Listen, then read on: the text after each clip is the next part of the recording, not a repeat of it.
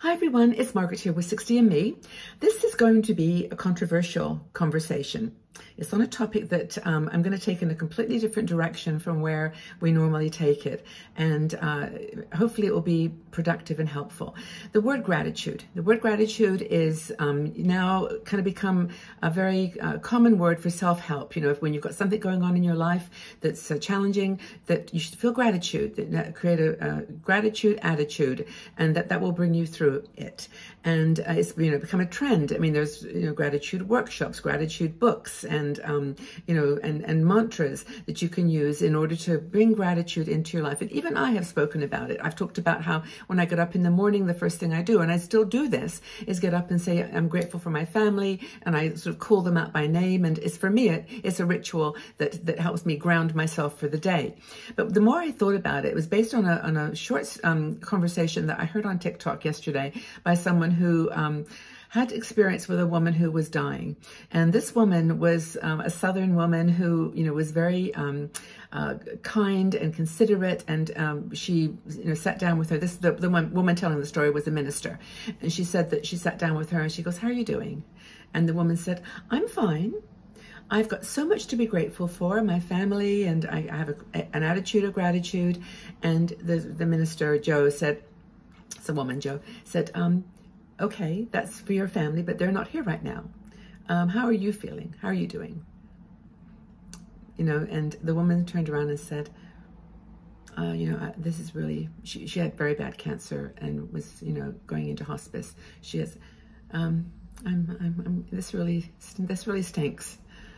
And Joe, the minister, said, we talked, and she burst into tears, and we had a conversation. And the whole thing that came out in her brief presentation was that being grateful is not always the answer. That it can lead to a potential disconnect with one's true feelings. That being grateful all the time is not going to help you if you're dealing with a loss, with something that's very intense, very emotional. You're going to be, diverting your attention from what you're really feeling by saying, I have to be grateful for what I have. I have so much more than most people, and so on.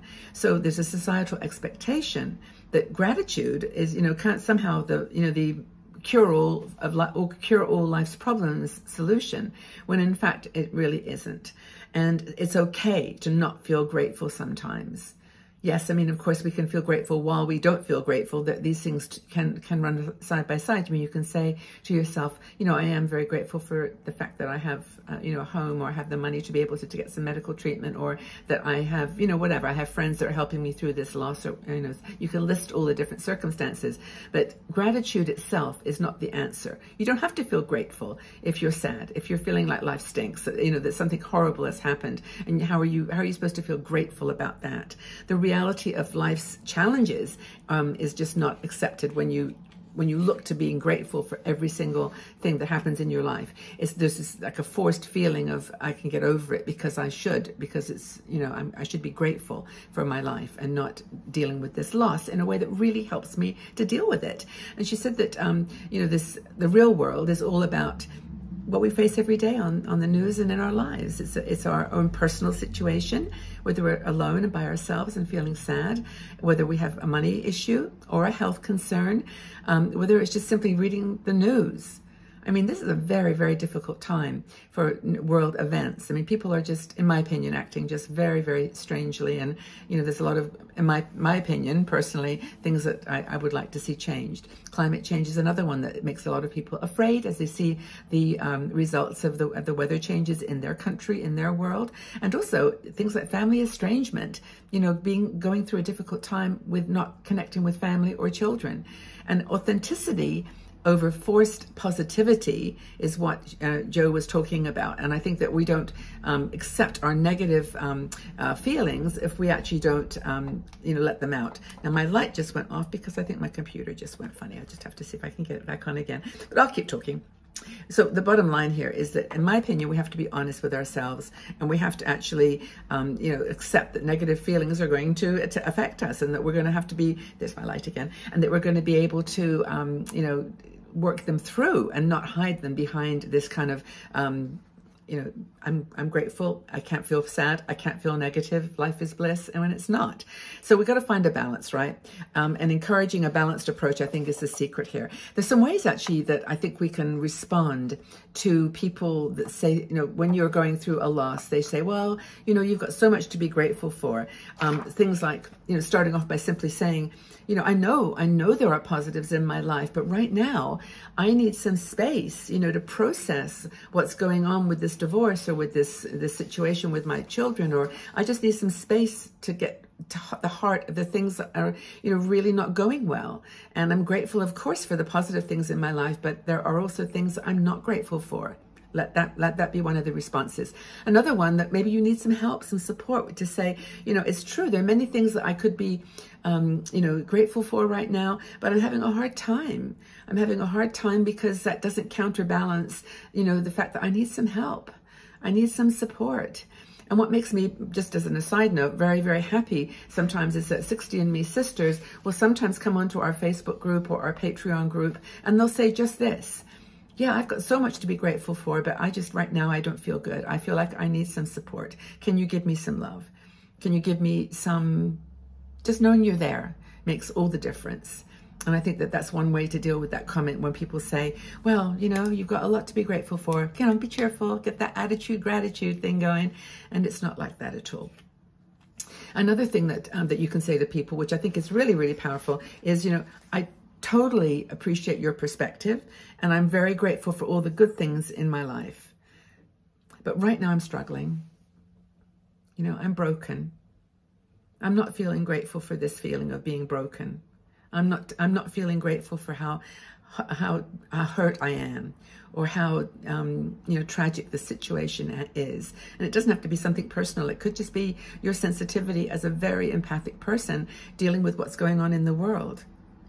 So when someone says to you, oh, you've got so much to be grateful for, acknowledge it. Say, yes, I know. I've got many things to be grateful for, but right now I'm struggling and I need to work this through.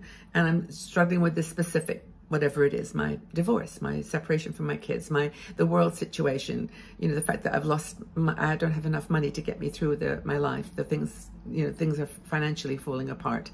I feel grateful for other things, but right now I'm struggling. And then that opens a door. It opens a door for you to feel deep about your emotions. You're not trying to push them under the rug and say, I shouldn't really be feeling this way. I've got so much to be grateful for. It gives you a chance to go deep in yourself and to know that there's some work. There is some work to be done. And that it doesn't involve doing a gratitude mantra every morning. It involves working things through. I think older women in general are dealing with this potentially in a more difficult way, because we've been nice to people all our lives.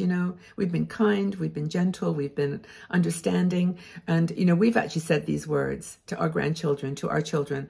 Come on, there's so much to be grateful for. You've got this, you've got that, not realizing that they were genuinely going through something. They were struggling genuinely, and you were not giving them that freedom. Because it was painful for you. I guess I'm kind of trying to make a circle here, that when people say, come on, cheer up, it's going to be okay, you've got so much to be grateful for, that they're trying to make themselves feel better too. It's very complicated, but I'm so happy that we're able to talk about this kind of stuff here on 60andMe and get some perspective. I'm not, it's not okay to be sad. It's not okay to dwell on things and to keep, circling around in your mind the things that you need to let go. But it is okay to say at some point, I'm not grateful for that. I'm not grateful for that situation. I need some time. I need some space to heal. I need some space to work it through, and I need some support. So what do you think?